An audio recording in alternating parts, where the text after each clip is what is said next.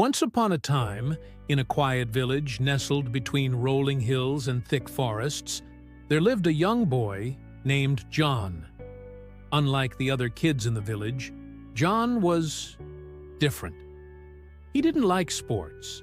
He didn't climb trees. He didn't chase after the latest trends. Instead, John loved to sit under the old tree near the river with his sketchbook, drawing birds, clouds, and the way light moved through leaves. While other boys were praised for being fast and loud, John was soft-spoken, observant, and creative. "Why don't you act like a normal kid?" they'd tease. "You're always by yourself. It's weird." Even grown-ups would say, "Why can't you be more like your cousin? Look how well he fits in."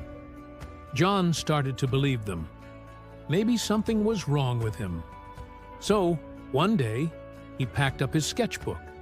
He tried to play ball, tried to talk louder, tried to laugh at jokes he didn't find funny. But inside, it felt like he was pretending to be someone else. One rainy afternoon, John wandered into the forest to get away from everything. That's where he found an old man sitting by a broken bridge. The man looked ancient, face lined with wisdom, eyes like they'd seen lifetimes. "You look lost," the old man said without turning around.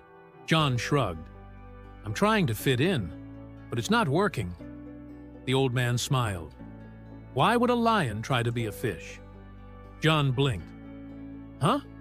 The man picked up a small stone. "You're trying to swim in someone else's river, son. But your gift isn't in following, it's in creating." He tossed the stone. "See this? If I throw it into a pond, it sinks. But carve it right, and it becomes part of a statue. It's not about changing who you are. It's about becoming more of it." That night, John didn't sleep. The old man's words echoed in his head. The next morning, he picked up his sketchbook again. Not to impress, not to prove anything, just to feel like himself again. He drew with fire, with truth, with emotion. Slowly, his art began to speak for him. People noticed, not because he was trying to be like everyone else, but because he wasn't.